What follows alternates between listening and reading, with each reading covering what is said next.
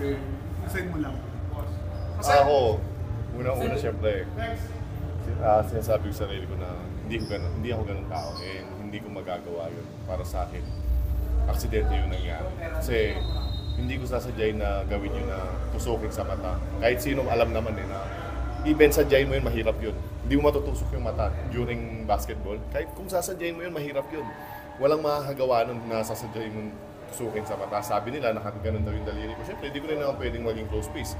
Mas mahirap yun, pwede akong matunod, magtumama. So, yun nangyari yun siguro.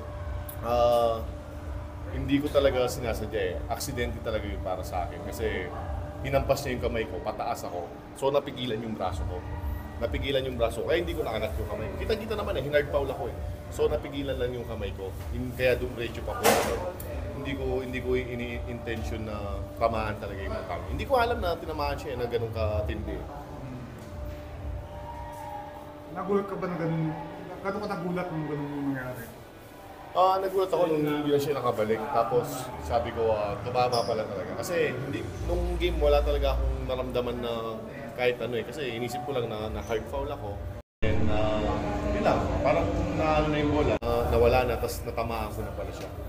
So, 12 years na ako sa PBA.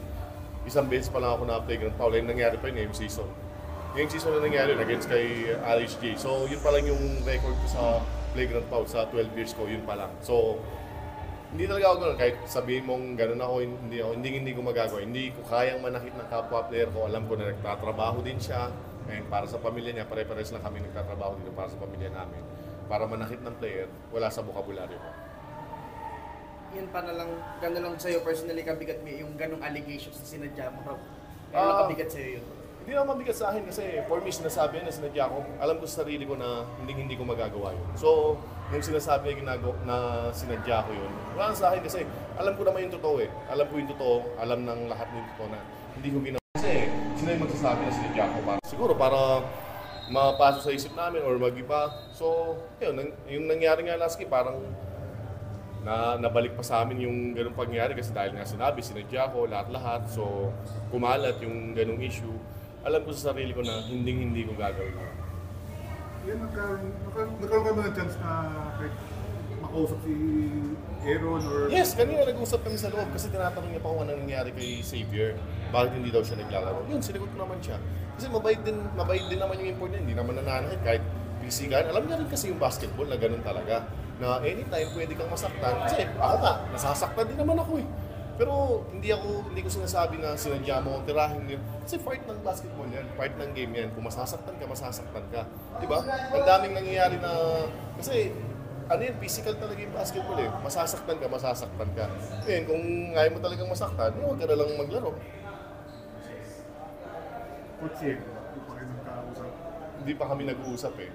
Pero yun nga, kung sinasabi yung sinadya ko yun, para sa akin, hindi ko talaga sasadya yung manusok ng mata. Kasi, yun nga eh. Ayun sasabihin ko nga, sobrang tagal ko na sa PBA. Wala akong issue na bad boy ako or what. Kahit tirahin nyo nga ako, hindi ako papalag eh. Diba? Kahit ako yung tirahin nyo na hindi ako papalag eh. Laro lang ako. Ganun lang ako. Nagulat ka ba nung sinabi ni Coaching na sinadya mo? Nagulat talaga ako kasi pero alam ko na yun nasa isip ko nung sinabi nilang sinadya ko. So sa akin lang, wala lang. So nag-usap-usap din kami na ganun talaga. So wala na magagawa eh. Sinabi na yun eh. Basta ako, alam ko sa sarili ko na hindi ko kayang gawin yun. Yun na yung masasabi ko.